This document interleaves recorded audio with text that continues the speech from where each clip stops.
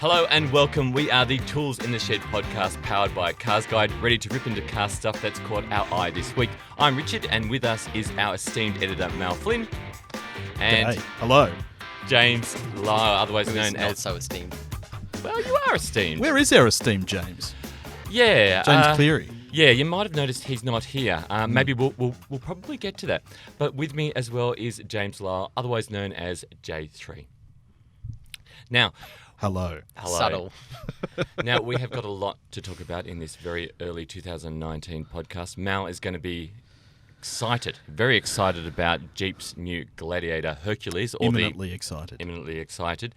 And J3 is going to be taking us through all the exciting things that's happened at CES 2019 in Las Vegas this week. Mm-hmm. Very exciting stuff. Yep. But first, Mal, the Hercules. It doesn't even exist yet people are champing at the bit. Yeah, well, it doesn't exist, but what we're talking about is what is likely to be the fast version of the Wrangler Ute. So the new JL Wrangler, we saw the Gladiator Ute revealed at LA in late November, and now there's reports coming from a Jeep forum, the Jeep Gladiator forum, that the fast version, the high-performance version, is going to be called the Hercules. So you've got the Wrangler Gladiator Hercules.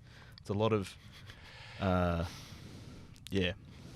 Gladiator. hyperbole, I suppose, in those names. Hercules. No one does hyperbole quite as well as Jeep, though, with their Rubicons and their Renegades and Trackhawk. Trackhawks. They do have cool names. The Trackhawk is worthy of hyperbole. Though. Absolutely. 700 horsepower.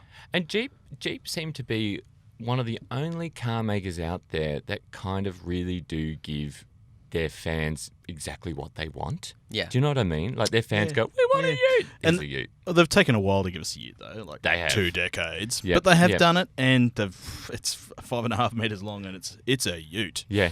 With a proper length bed. It's coming to Australia in 2020 in regular Gladiator form. Yep. Now, Chesto spoke to the head of design at Jeep at the LA Motor Show, and he said pretty much that there's a V8 on its way. Without confirming it. And this looks like it might be the V8. However, the report on the Gladiator forum doesn't mention the acronym V8 anywhere. No. So it won't necessarily be a V8 if you remember. And they're also saying it's a Raptor rival. Now remember our 2 Raptors, the F-150 and the Ranger. One has a twin-turbo V6, not a V8. And one has a 2-litre 4, also not a V8. So anyway, but... It would be... Knowing what we know, it's going to be a V8. Jeez. It would... Sorry, I've got very long legs. And a very almost big table in a very small the entire room. table over. It would be hard not to think, though, that a Hemi V8 would not be packed into that engine bay. That's Jeep love doing that, don't they? They love, cramming in V8s and into their, their Trackhawks and, stuff like that. It's... Well, that brings me to my final observation, really. If they're going to put a V8 in the Hercules, they're so going to do a Hellcat version with 700 horsepower. And won't that be something to savour? Yeah. Jeep's going to hell in a handbasket, and they're going to go out in style. They are just... solid front axle, 700 horsepower, 5.5 metre long, Ute, Wrangler. That's a lot of things. Yeah. How would Jeep hasn't even confirmed the name Hercules yet, have they? No. And that's come off the Jeep Gladiator forum. Which sounds very suspiciously like a third arm of Jeep PR. But that's okay. That's okay. We're happy to hear about this sort of thing. It's very cool, actually. If you haven't been to the Jeep Gladiator forum, check it out. They kind of break the news before Jeep breaks the news. And there tends to be, fire where there's smoke and... Yeah. Keep it coming. Yeah, absolutely. So how would a Hercules differ from because a Gladiator is already pretty hardcore. Yep. A Hercules, apart from having an upgraded power plant, would it have any upgraded suspension, or would it be... I don't know. Yeah. Who knows? We'll see. I think getting 8 cylinders under the bonnet is our number one priority at the moment. Absolutely. Yeah. Who knows? Got a question for you. Yes. Gladiator, you the type of guy that would drive doors on or doors off? Come on. So I know you do doors off. I'd love to drive doors off. Is it? Sun's out, guns out, and all that. But the problem Skies out, thighs out. You need the doors on to have mirrors, door mirrors, and the police tend to like when you drive with mirrors on your car. What about if you had a Japanese-style sort of mirror on the bonnet? I don't think they meet ADRs, Yeah. but I keep meaning to check, but there's got to be an aftermarket solution to Suns Out, Guns Out, Doors Off, and mirrors on. Yeah, yeah. Which would be cool. Well, mirrors on the A-pillar, you could do that. Yeah, it's like Murder on the Dance Floor. Oh, absolutely right. Obscure. Well, mirrors on the A-pillar, the windscreen can come down too on this one, can't it? And then, so we need an aftermarket solution to doors off, windscreen down, yet with mirrors. Yeah. Yeah. Anything's possible. Anything is possible, especially when G63 does a side exhaust, a quad side exhaust on both sides. Or dual on both sides. Yeah, dual on both sides. Imagine Quad quad. net. That'd be amazing. That sounds like a Bugatti. or a Tucker Torpedo.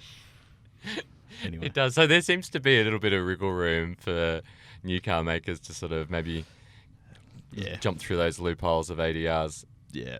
Yeah. Yep. What about you, J3? Are you a Gladiator type of guy? I'm not completely sold by it. Like, credit where credit's due, Jeep is awesome with their names, as we said before, like Hercules, really, guys? Yeah. But, 700 horsepower in a car with a ladder frame chassis, where the doors can come off, where the windscreen can come down, where the roof can come off. I love how he's going to the nth degree straight up. So that'd be Who are you, the RMS or something? That'd be but what he's talking about would be the Jeep Wrangler Gladiator Hercules Hellcat.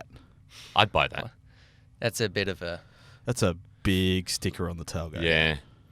But anyway, yeah. But I'd be more excited for the F-150 Raptor. I'd be more keen to get that than this. I mean, it is quite ridiculous, but at least they're kind of sticking to their guns with the whole off-road capabilities of it. They're not putting high-speed tires on it. Well, the image that we're looking at... I can assure you this Jeep will still be off-road capable. Yeah, but it's very, very, very, very, very, very quite silly.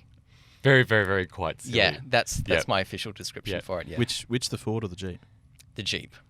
Okay, it's only a rendering. Yeah. You mean silly in a good way or silly in a? But still, if don't forget as well that rendering. Now, if you're watching us on YouTube, you'll see it popping up, or it will have popped up by now, Thank you, depending Marston. on how well Marston's doing his job. But that rendering is actually done by fans at the Gladiator website as well, not by Jeep. Well, fans. Actually, fans. Yeah, yeah. Anyway, it looks quite production realistic, I think. It does. It looks very off-road Nice capable. blue. Yep. Nice Lego blue. They've got a green one, but they've got a green one in exactly the same one position, a yellow one as well, so you can have it in whatever colour you like. Photoshop. Super highly capable off-road weapon. That's also quick. Now, talking of super off-road capable vehicles, J3, you're at CES this week, weren't you? No. Virtually. Through the internet. Through the power of web pages, yes, I was there. Yeah. I think next year we'll try and send you over because you love it. Now, talking of ultimate off-road vehicles, Hyundai unveiled their, what is it, the ultimate mobility vehicle they're calling it. Yes, the ultimate mobility vehicle, also known as Elevate. Now, Concept. Now, this is pretty wacky, so I can imagine, podcast viewers, they obviously can't see pictures, so I'm going to try to describe it to you. Yeah. Listeners, Sorry, Do we getting my words close our mixed eyes? up. Do we close your eyes? That'd probably help. Now, imagine a fiberglass pod with windows out of it, like something from 1950s War of the Worlds. Got it, yeah. Now, imagine on each of the four corners there's legs that retract and go out and can articulate round. And then there's like weird little wheels on the bottom of them. It's the stuff of nightmares, basically. Is it in your head? Yeah, it's the stuff of nightmares. Imagine like a spider. it quickly. Yeah, pretty much a four-legged spider. Sorry. Yeah. With wheels. With wheels. Hang on. So that's four-legged spider. That's just a quadruped. That's just a dog. Pretty much, yeah. Yeah. But Hyundai have made this up so that it can access. Anatomy. It can access. I don't know, emergency situations. Yeah. So if a building's fallen down, then this thing can clamber over it. Yeah. Or after a tsunami or an earthquake. Sure thing. Yeah. They also pitch it as a mobile taxi for disabled people. So if you live in Brooklyn, there's an image here where if you live in Brooklyn and you know those steps up to the street. It's got a stoop. On the brownstone. Hang on, I'm a stoop. So you can come out in wheelchair. It's a jungle out there. Hang on, we don't have the money to buy those licensee rights. Yeah, just over my head. I don't know. We'll bring you up to speed later. So I'm sure you guys will. So if you're in a wheelchair, you just need to come out to the front of your house, and this thing will kind of clamber up the stairs and then level itself out, and then it'll swallow you up. Yeah, what it does, it walks up and it puts its bum against your door and opens up its bum, and you get into its bum, and you wheel in. And it's like it's sort of Santa Fe size. It's huge, isn't it? Yeah, it's quite big. I don't see. It is quite ridiculous. I think this is just their engineers just going wacko. Like I wonder if the designer was a Star Wars fan. Wasn't there something? Yeah, AT-AT. There was, and I know you haven't seen Star Wars movies, Mal. Well, I've seen one, but I haven't seen them all. I haven't seen the one with the Hyundai Elevate. With the I've forgotten what they're called. The walkers. AT-AT. That's right. Apparently, it's called AT-AT. That's the AT-AT. official canon way of saying it, but. But everybody knows. Everybody knows from Empire Strikes Back that if it trips on a piece of rope, it's going to fall over. Well, Hyundai solved that. They've put another 2 legs on it. Yeah, but no, even the one in Star Wars has got 4 legs. Oh, yeah, really? But Hyundai are also saying that because the legs can extend and retract and move over like arms, it can climb a 15-foot wall. No, it looks so unstable to me. It looks like if it fell over on its back, it'd be like a turtle. Like doing that. Yeah. Or a tortoise. When I first saw it, I didn't think, wow, that's for Earth. I actually thought that was Hyundai trying to make a Mars rover or something like that. Got written here, Mars rover. Yeah, you do? Yeah. Can I just say I've noticed something, and I don't know whether I'm the smartest man alive right now or not. I do. But right now. But have you noticed that, and if you're just listening to us now lying in bed, you're not going to see this, so let me describe it to you. On this Elevate Nightmare Walker thing on stilts, it doesn't have a Hyundai badge. It's got Hyundai in a new font down the side of it. Could this be Hyundai's new branding, badging that we're seeing here, like quietly? I love it. Hyundai down the side of it. Is it in the same way that Toyota used to do Toyota on the back of all their vehicles like that? Yeah. Wow. Yeah. I like. So could this be a sneaky way of them showing us their new badges and go, you know what? Forget the Elevate. It doesn't even exist. It's going to fall over. But we're revealing our new badge. Yeah. Wow, new corporate identity. Maybe. Yeah. I think I'm the only one to have noticed that. I can't wait to have a look at the I just prefer the badge.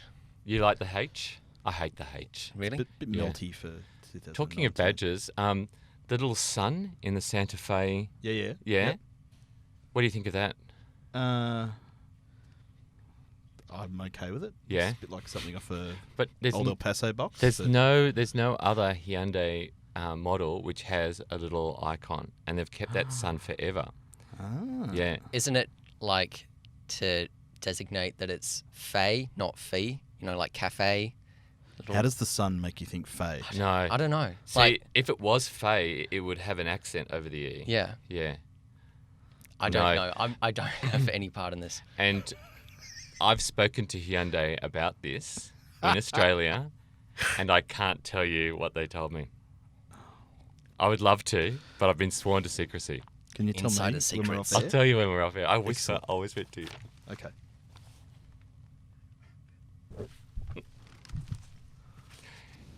Did you hear? I don't think people heard that. Wow. Okay. I heard that. I hope no one else heard that. Anyway, moving on. That's a solid embargo. Yeah, it's very, very solid. Hyundai have been busy. Is this you're going to have to subscribe to our subscription yeah. podcast to hear the truth behind the Santa Fe badge? There'd be lots of people subscribing for that one. Hyundai have been very, very busy at CES. They haven't just come up with things that walk on sticks. They've also come up with a head-up display holographic projection system using augmented reality. So this is more than just your usual for the windscreen. Yeah, for the windscreen. So this is more than just your CX-5, CX-9, your speed and your revs and a bit of nav. This is the whole screen. This is the whole screen. So normal with head-up display. Yeah, normal with head-up displays, it usually goes out to like the end of the bonnet of the car, usually, and it's from the driver's perspective only. Yep. No one else can see what's going on. That's right. Whereas with this, I don't know how it works, but I'm guessing there's a system of screens at the bottom of the dash for the entire windscreen, possibly. I don't know. There's not much information on this.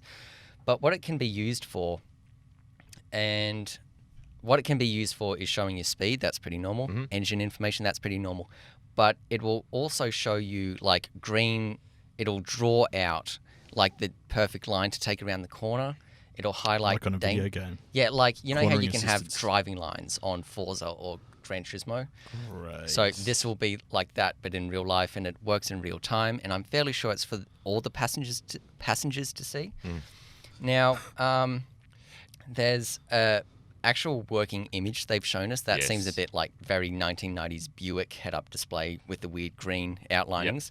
But then there's also, what is it, artist's rendition? Is that what they call it? I've seen an artist's rendition of this, and it is amazing. So basically, it's a cinematic windscreen, and as you're driving along... We'll put that on the screen. We'll put it on the screen. You'll get to see this. If not, just imagine basically a normal city streetscape with... you drive past a car and it tells you that it's available for sale and these are the miles on it, this is the price. You might be driving past apartments and it'll tell you what's for rent, what's for sale. And it'll highlight the actual block too. The block. So it looks beautiful and it's a sort of a bit of a RoboCop sort of vision of the world. It's very distracting, but at the same time, as Hyundai mentioned, with this other startup, Wayray, it's like a Swiss deep tech, they call themselves, startup company.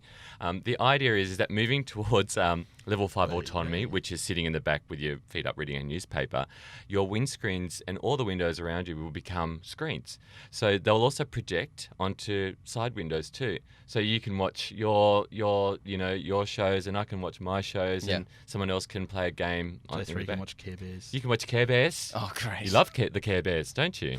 Love them, yeah. Which one's your favourite Care Bear? The lion. Green one. The dream one? The lion Green? isn't the bear. I'm not completely up to date with Care Bears, I'm sorry. Yeah. But still in season 2. The information, the holographic projection system has been used on the Genesis G80, and right now it's just a proof of concept. Obviously, whether it's going to be legalized in certain countries or not, we don't know. Whether it'll feature like a minimal mode for the driver, so he sees like reduced number of things, whereas the passenger can see like actual TV or entertainment or whatever. We're not sure about that, but it seems pretty cool. I've got to admit, though, like the distraction... I've written here, I would love to know who is going to decide when it's too distracting. Yeah. Yeah. You know, the authorities are going to have to catch up to this and nip it in the bud. Yeah. And I don't know how they're going to define at which point it's more of a distraction than an aid. Yeah. But that photo where it's highlighting the price of buildings you drive past... Yeah, and there's I couldn't handle that. There's a T-Rex in the center of the road too, isn't there? That's right. Yeah, T-Rex. It's not a T-Rex. It's telling you there's a storm. It's a lightning bolt. Sorry. Lightning bolt. That's not a dinosaur. But see, these are get my eyes checked. Yeah, these are the things though that you're going to be wondering as you're driving. Is that a T-Rex? Why is that a T-Rex? Yeah. Meanwhile, there's a traffic light that you should be stopping for. There's a person walking across with a baby. Now, the distraction thing that brings us to the final point from CES, and that is the Byton, which has a 48-inch. Wide. I'll just give away the headline first off, Richard. Don't even tease it a bit. That's how a news story works. You give away the headline and you talk about it. Anyway. Okay, so Byton... Byton's made the M-Byte, which is a mid-sized SUV, all electric, all-wheel drive. So this is a Chinese kind of Chinese company. It's a Chinese EV It's brand, actually got a number of... It's actually got a number of employees from Tesla and BMW's iPerformance in there. They've recruited some of the people from there. And Nissan as well. And Nissan too. It's a Chinese. So originally it was called. Its original name is Future Mobility. Say that again. Future Mobility was the original name of the company. It still is. That's their trading name. Yeah. And Byton is like a sub brand of it. So we've got senior executives out of the BMW guys and Nissan and Tesla. They've formed this EV company. They've got offices galore, head offices galore in China. They've got a couple in the US and in Europe, and they're massive. And in China, they still haven't even sold a car yet or made a car yet. Yeah, they're going into production next year. That's right. Yeah. But what's exciting us this week, though, is this week, with the Byton M-Byte, is that it has a screen that spans the entire width of the dashboard. So that is 1.25 meters wide. That's A pillar to A pillar. It sits down, nestled underneath the windscreen as far away from you as possible. It's 25 centimeters high. There's no information on the resolution or pixels per inch. Any idea if it's a touchscreen? It is, but also, interestingly, it's also got gesture control, but not like BMW's 5 Series where you do your finger round in a clockwise or anti-clockwise fashion. This actually has a pinch, pull, and drag function.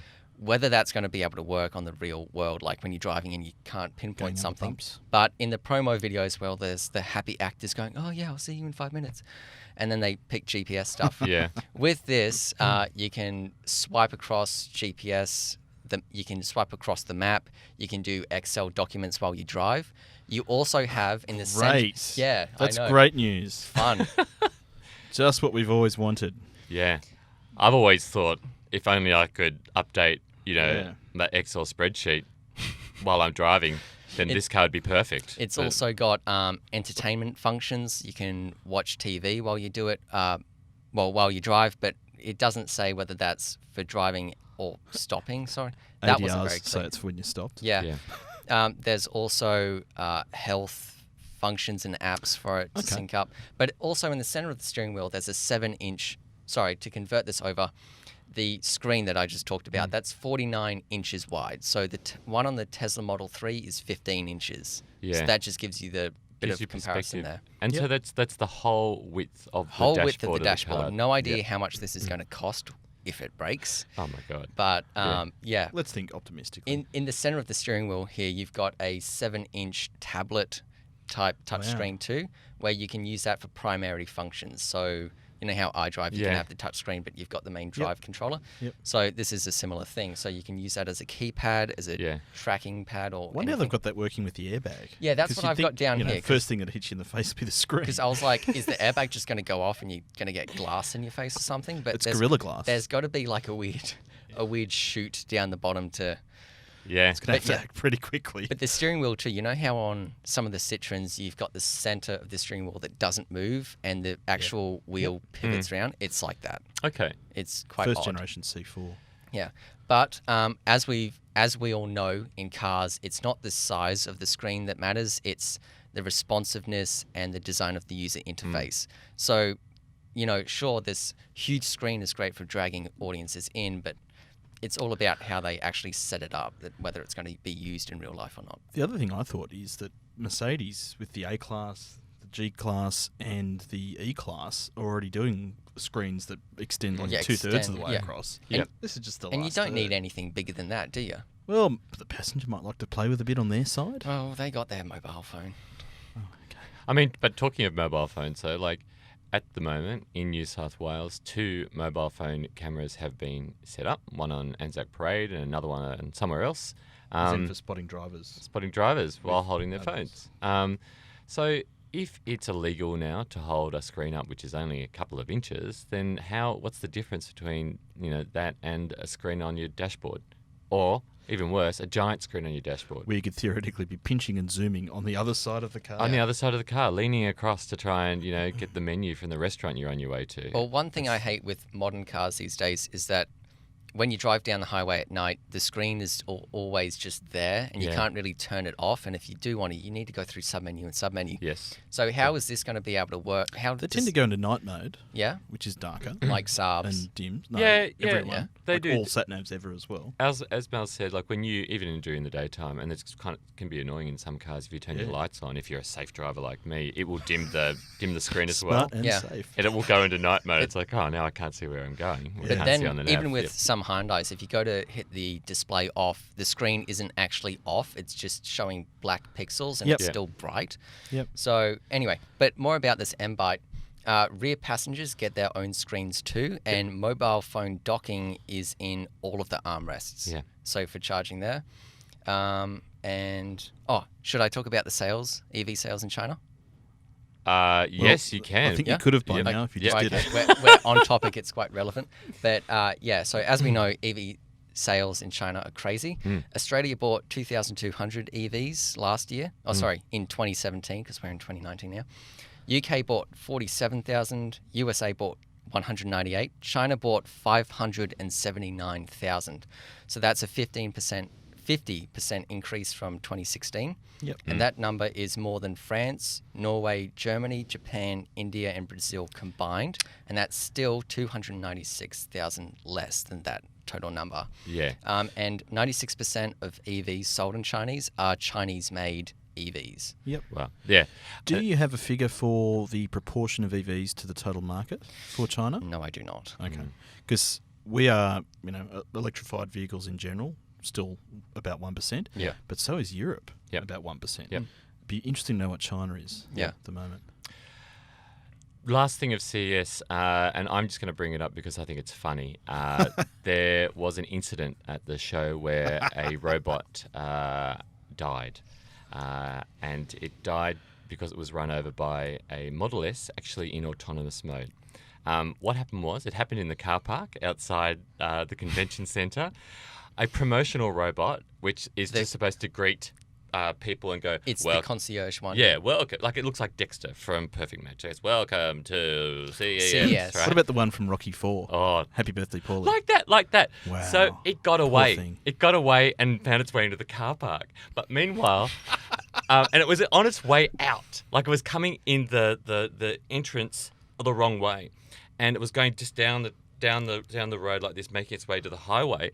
And a Model S came around the corner in full autonomous mode and just ran it over. And then you saw the Model S kind of stop in a fit of rage, and then just keep driving, like going, This sounds oh my like god, the end of one of the Terminator movies. fully. Because it's pretty hard to kill a robot based on Yeah. that. It, Wow. like, if you see the footage, it's not as dramatic as I've described it. It doesn't like push it over, then go under the wheels, and it's there like, hell, lowers come itself back. into It fell on molten its fat. side. Yeah. It fell on its side. This side of the Tesla kind of like brushed it, and it just kind of like fell over with its arms. Either and then way, on the ground, and then the Tesla keeps going, and you can like kind of think that the car's going, oh god, what have I just done? What have I just done? Do I go to Mexico? Do I stop? That's what? right. What? And then Do I it tell stops Mum? like a, what? They're going to turn me off. They're going to turn me off.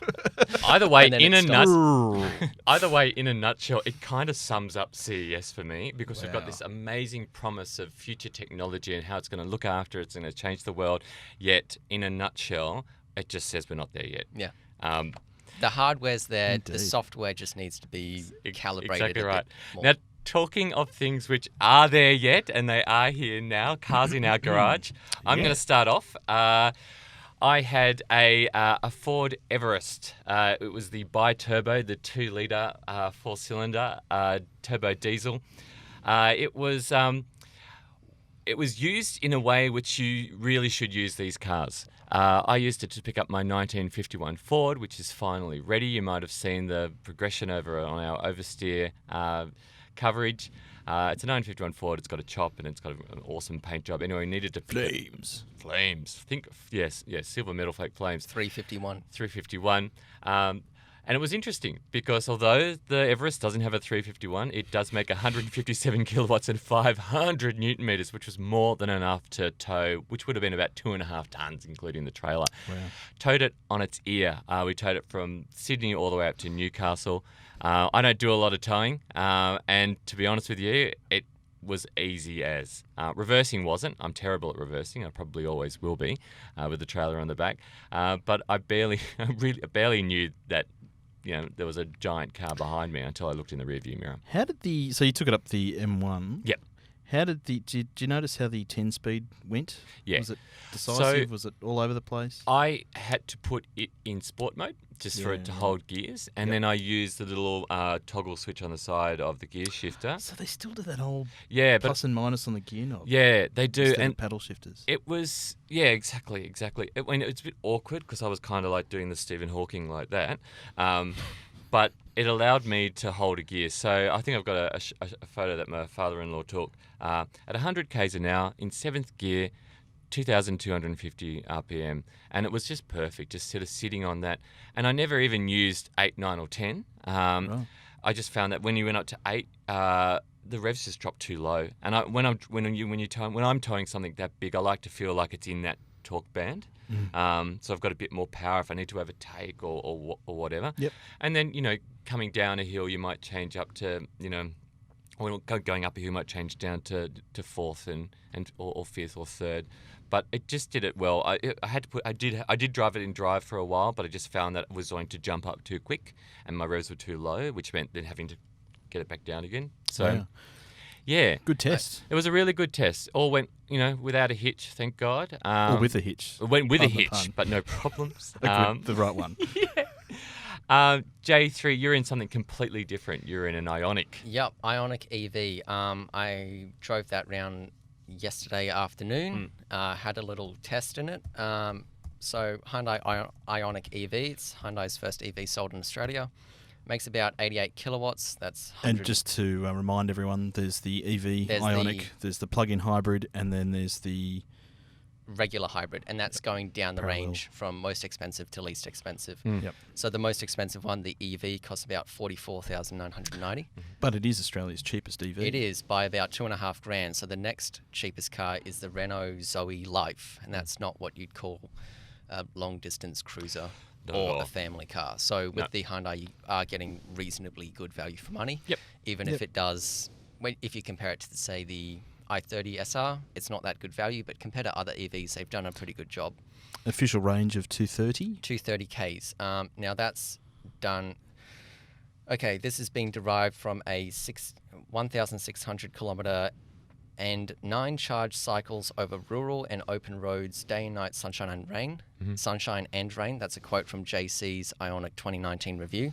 So Hyundai pretty much says that this 230k range, that isn't them driving economically, and that's the final say. That's them doing a number of tests, and that's the average range that you will get. So that's the real world estimate. But also, Hyundai's kind of done their own testing in Australia by Australian engineers, whereas most other EVs either conform to international test standards or the new one, which is the WLTP. So you can't compare apples with apples, but Hyundai Australia say this will do 230. Yeah. Yep. So when I jumped in last night, it was, what did it have? 195 Ks of range. So I took it on a 90 kilometre loop around the freeway in Sydney. Yep. Now that might have been a bit brave because sometimes electric cars aren't completely honest with the range that you have, and unlike petrol cars, you can't just pull in anywhere and top it up in 5 minutes. It takes a long time. So I was thinking 195 Ks worth of range, 90 Ks worth of driving, that should be quite safe. Now, I was pretty faithful about this for a number of reasons. One, South Korea's research, and this is going to sound quite strange, but South Korea's research and development to GDP ratio, their research R&D spending to GDP income, it's the highest in the world by far. They spend so much on consumer electronics development, manufacturing. They spent $97 billion, that's Australian dollars, last year in 2018. So that's a huge amount of money. Their second country is Israel. So if anyone really knows much about making batteries, it's South Koreans. What about the Chinese? Well, them too, but by a considerable... stacked up, I'd probably say South Korea's up there. I mean, if manufacturers want batteries, they go to LG, they go to Samsung or someone like that. So I had a bit of faith. So before doing the 90 Ks, had 195 Ks of range. After 90 Ks, it had 109 Ks of range after. Okay. So it actually undersold itself by 4 Ks. Yeah. Admittedly, that was Fantastic. driving at an average speed of around about 90 Ks an hour. Yep. With the climate control off, with the windows, with the lights and wipers on, because there was about 20 Ks worth of really heavy rain. So it was kind of pushing through all the water. But it was in eco mode. And so 230 Ks of range seems pretty accurate. Yeah. But the charge times are pretty, what would you say, not encouraging, because... How long does it take for a complete from charge? the wall, if you're at home with your portable thing Yep. and you don't spend $2,000 or whatever on the wall fast unit, charger, yep. so if you go from the wall, that's going to take 12 hours for 230 Ks, because... In the grand scheme of things, that's actually pretty good. Yeah. Absolutely. Is it? Yeah, it's only a 28 kilowatt hour, 28.5 kilowatt hour battery, I think. But what we're going to get to next is my own EV story. Before we go there, if you get a fast charger that runs on DC, that can drop to 4.5 hours. That's So excellent. batteries run on DC, Yep. direct current. Yep. So when you plug it in with DC, it goes straight to the battery. But if you plug it in with the Australian mains, that's alternate current, AC, and it needs to go through an inverter first, then the batteries, which is why it takes so long. And then DC, with great Australian band as well. Yeah, AC. Now, Mal, you've had Together. But- Slash Scottish. But now with the Jaguar iPace. Yes, Mal, you've had the iPace in the garage as well. Yes, yeah. So a few weeks ago, I spoke about the iPace from its Australian launch, and based on my launch experience, it was fantastic. I gave it 8.5 out of 10. Chesto did the international launch, gave it 8 out of 10. And I drove it to Canberra and back over the weekend, and the car is still pretty good. But I tested a fair chunk of the reality of driving an electric car long distances. And I don't want to give away too much detail, but let's just say it's pretty hard to keep it charged if you are relying on a standard wall power point. So it's claimed to be capable of restoring 11 kilometres of charge per hour. I found that not to be the case. I'm yet to crunch the numbers, but that's the regenerative braking. That's plugging it into the wall. Okay, yeah. So they're rough. Actually, I've got my points here. Sorry. Yeah. So the challenge with electric cars, as always, is that they don't have a transmission; they're direct drive. Yep. So when you're driving on the motorway, the motors spin pretty quickly, which sucks down a lot of juice. Yep. Yeah. It'd be like driving around in first gear all the time in a normal car. Yeah. They'll solve that in time, but they haven't just yet. So driving an EV around town is generally more efficient than driving it on the highway. Which is why I pegged my Ionic at 80 to 90 k's an hour. That's nice. Fun fact. Sorry. Anyway, continue. What about the fact that was the speed limit? Yeah, that too, but no. Okay. Now, other big surprises for me was that my big backup plan was to go to the Tesla Supercharger in Goulburn. Yep. And Uncle Elon's always telling us about how everyone's free to use their power and intellectual property, etc. And when I got to the Supercharger, it plugged in, no worries at all, but would not charge. What? So, what do you mean? It wouldn't charge. Did you have the wrong adapter? No, I had the right wrong plug? It has all Plugged the same straight pins in. and everything. Yep. I had the optional adapter, which is $425, thanks Jaguar. And it should just fit. It Yep. should. Yep. Yep. Anyway. It didn't. What? How did you? What Didn't did you want do? to talk to it. What did you do? You'll have to read the story. You're blowing a bit of a gasket here, Anyway, aren't you? I solved the problem. Yes. Yes. Sorry, I should have prefaced all this. It's more of a blowing a gasket. Yeah, I was going to say. Yeah. Bit of both, really. Can we bring up the blowing a gasket graphic now? Ta-da. Yep. There we go. Yeah. Anyway, so Uncle Elon didn't come to the party. I did solve it, but I'll tell you more about that later. Now, another backup plan I had was to follow the nav, which said that there was a public charger, 24-hour public charger in Canberra. When I got there, it didn't exist. Wow. Which meant I got to my destination with just 12 kilometres remaining, which, given I had my 2-year-old son in the back, was a bit nerve-wracking. It just didn't exist. Nothing there. See, we're not there yet, are we? We're not there yet. No. Another charge station that wasn't in the nav, but Google told me about. I got there at 9 o'clock at night, but you needed a subscription and a swipe pass to use it. And you need to set up the account. Scrap that. Yep. The only usable charge station I found was in Mittagong. I'm picturing... Oh, Mittagong. man. This is like... I just wish I had seen the CCTV footage of you just like getting more and more frantic and furious. It's exhausting. With this. Yeah. Once again, it's not the car's fault. Yeah. The car, when it was charged, was doing a good job. Yeah. But it's infrastructure. Oh, boy. Far out. Critical mass, we're a long way off it. So Mittagong has one of the new NRMA fast chargers. There you go. It worked a dream. It was beautiful. Well, there you go. It's free for anyone to use, 24 hours a day. I did have to unplug a Tesla when I got there, ironically, which was sitting there fully charged. You pulled out a Tesla? Well, I sat there and thought, I need to get home. I've got a 2-year-old here. Stuff Screw you, you. Tesla. Yeah. So, sorry, I unplugged him. Yeah. But probably he was another fully motoring charged. journalist.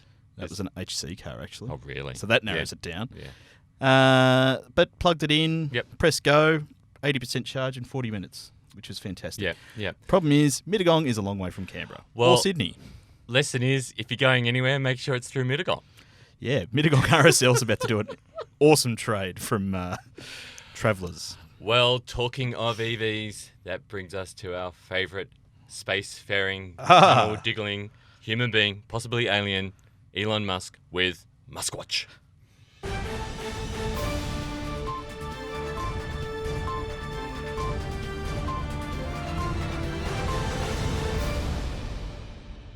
Yes, that's right. Now, Elon, we've covered China, we've covered EVs. Now, Elon has brought them all together.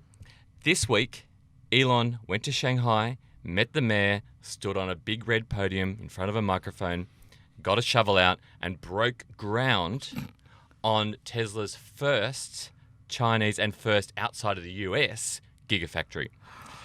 It's not a mega factory. It's not a mega factory. It's a gigafactory. Now, having a factory in China obviously solves and reduces a whole lot of costs in terms of transportation and taxes and everything like that, and import duties for Tesla. It also places them right in the heart of, as J3 was pointing out, what was becoming the biggest EV market in the world. By a huge margin. By a huge, huge margin.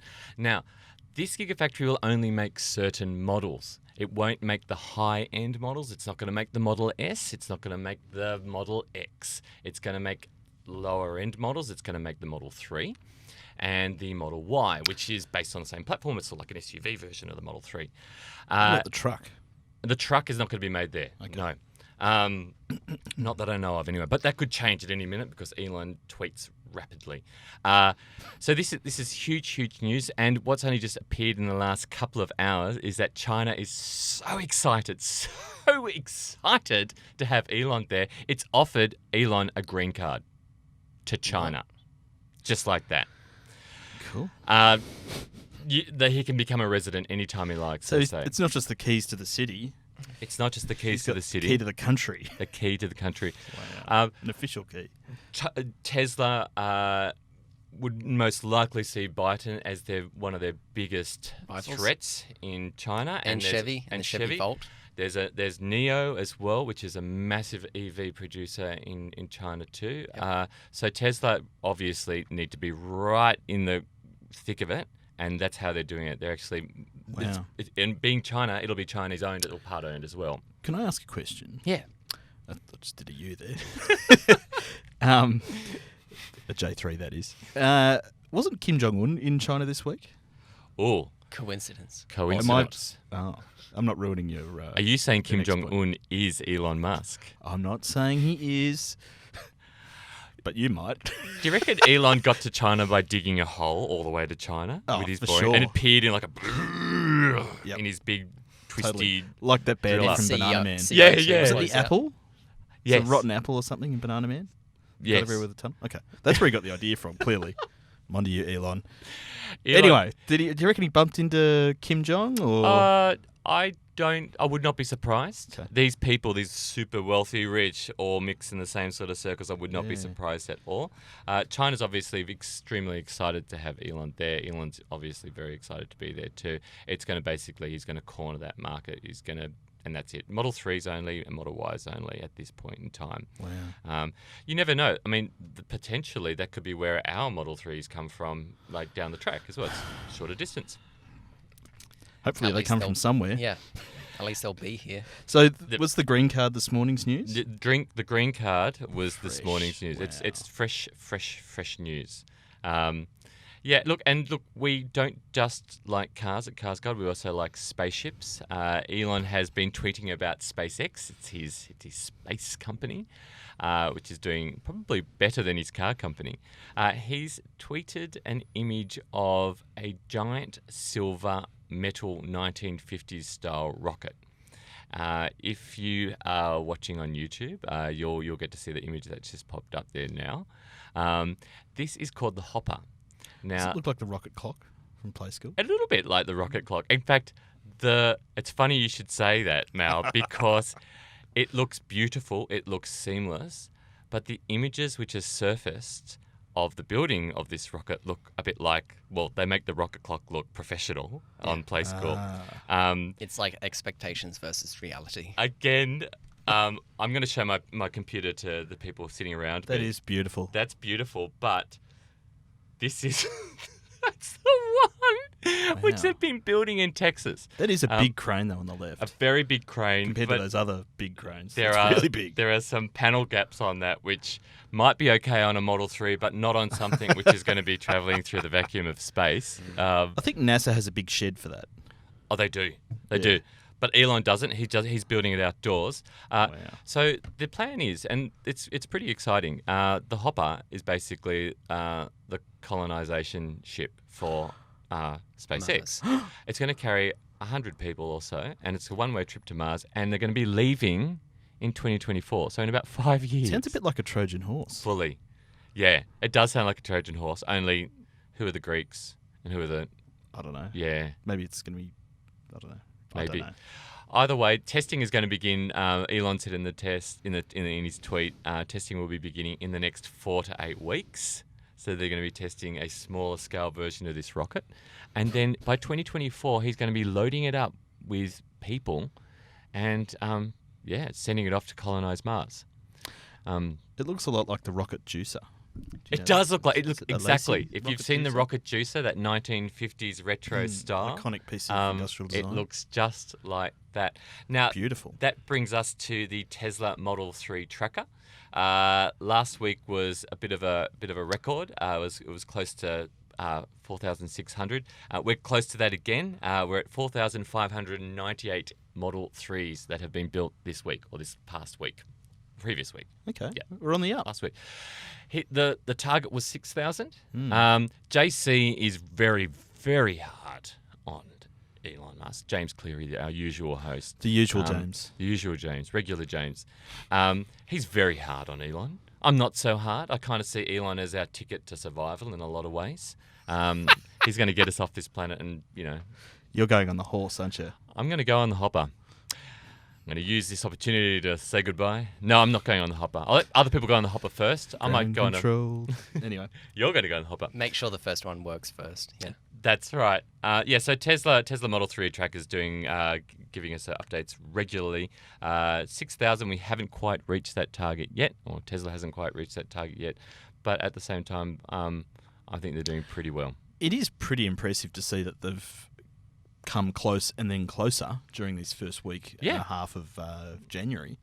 Absolutely. Because a lot of the rest of the world isn't doing that. No, that's exactly right. And that's actually increased over the slowdown period for most car makers. So, I mean, that just goes to show that Tesla really aren't a normal car company and they don't do things the normal way either. Maybe he's got Santa's elves post-Christmas. Yeah. They're pretty productive. Does that make Elon Santa? Oh, my God. Who else can Elon be in this podcast? Elvis? Could be anyone. Okay, we have reached the finish line. Thank you, Mal. Thank you. And I was going to say James, but it's Richard. Thank you, Richard. And thank you, J3. Thank you. And thanks to our producer, Mr. Marsden, who is leaving us to study English literature. Now, that's what I studied, and look where it got me. So, look, be warned, I thought he was already Marsden. pretty good at English. Yeah, I think he's good. You do well. Look, we may see you back here someday. I did that. I studied English and I ended up here. And thank you for listening. Please get in touch and make this a two-way conversation. To have your say, good or bad, search for CarsGuide on Facebook and Instagram and use the tag @CGPodcast or email us at comments@carsguide.com.au. You can listen to and watch us on YouTube, and if you're an iTunes fan, please rate us and review us. You want to, don't you? You like us. James Cleary, where is he? Well, look, he'll be back next week. But until then, you might see him out there. He's a bit like Bigfoot, but with less hair and glasses. Goodbye. He's still got the big feet, though. Very big feet. You know what they say.